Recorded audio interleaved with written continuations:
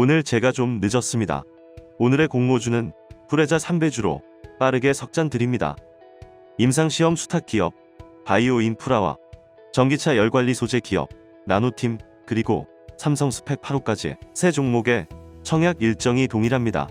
바이오인프라의 공모가는 밴드 상단 21,000원, 기준 시가 총액은 1,007억으로 시작합니다. 나노팀의 공모가도 밴드 상단 13,000원으로 결정되었고 기준 시가 총액은 2,490억으로 시작합니다. 삼성스펙은 공모가 만원이며 기준 시가 총액은 466억으로 스펙 중에서는 볼륨이 큰 대형 스펙주가 되겠습니다. 새 기업 청약 일정, 환불일은 동일하지만 상장 예정일은 나노팀만 다르다는 점 체크하시기 바랍니다. 바이오인프라는 DB금융투자, 나노팀은 한국투자증권, 삼성스펙은 삼성증권에서 청약 가능하고 균등 물량은 바이오인프라가 8만 1000주, 나노팀이 25만 6000주, 삼성스펙은 50만 주 수준으로 확인됩니다. 다음은 기관 경쟁률과 수급 매력도입니다. 바이오인프라는 기관 경쟁률 1594대1, 신청 건수 1661건으로 높은 경쟁률이지만 확약 비율이 낮은 부분은 다소 매력도가 떨어진다고 봐야겠습니다. 유통 가능 금액은 300억대로 양호한 수준인데 유통 가능 비율을 보시면 기존 주주가 공모주주보다 많기 때문에 상장의 상승폭에 영향을 줄 수도 있는 부분으로 보입니다. 이번에는 나노팀 살펴보겠습니다. 나노팀은 기관 경쟁률 1723대1, 신청 건수 1830건으로 매우 높은 경쟁률을 기록했고 경쟁률도 경쟁률이지만 역대급 신청 건수를 기록했습니다. 확약 비율도 25%를 웃돌아 매력도 역시 높은 종목임을 증명했습니다. 유통 가능 금액은 500억대로 다소 무게감이 있으나 최근 유동성이 살아나면서 500억 수준은 충분히 시장에서 받아줄 수 있는 사이즈라고 판단됩니다. 유통 가능 비율을 보시면 기존 주주와 공모주주가 비슷한데 상장의 상승폭에 큰 영향을 줄 정도는 아니라고 판단해 볼 수 있겠습니다. 다음은 삼성스펙 확인해 보겠습니다.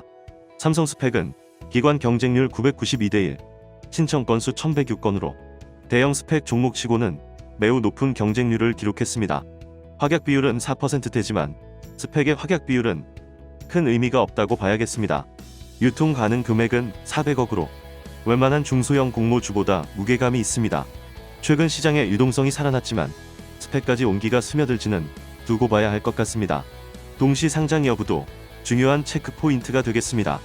나노팀만 3월 3일 단독 상장으로 확인되는 가운데 바이오인프라와 삼성스펙은 3월 2일 동시 상장으로 시장의 관심이 분산될 수 있다는 점 체크하시기 바랍니다. 시장의 분위기를 확인해 보시면 불안했던 제이오도 시초가 53%의 수익률로 다행스럽게도 뜨거운 분위기를 이어갔습니다.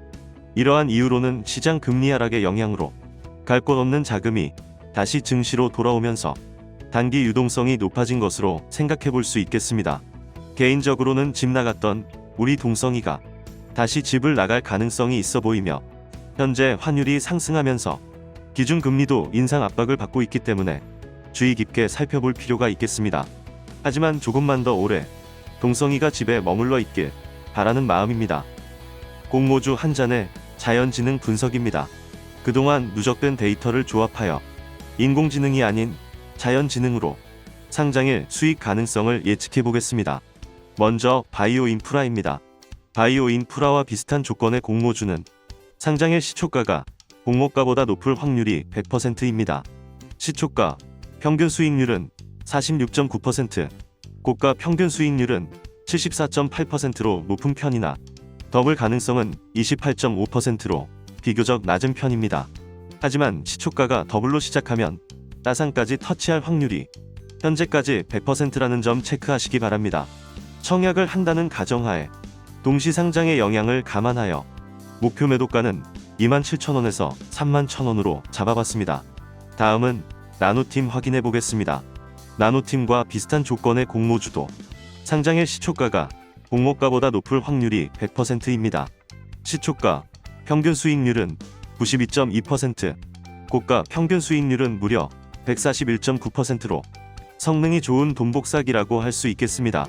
더블 가능성이 71.4%로 높은 편이며 따상 가능성도 57.1%로 비교적 높습니다.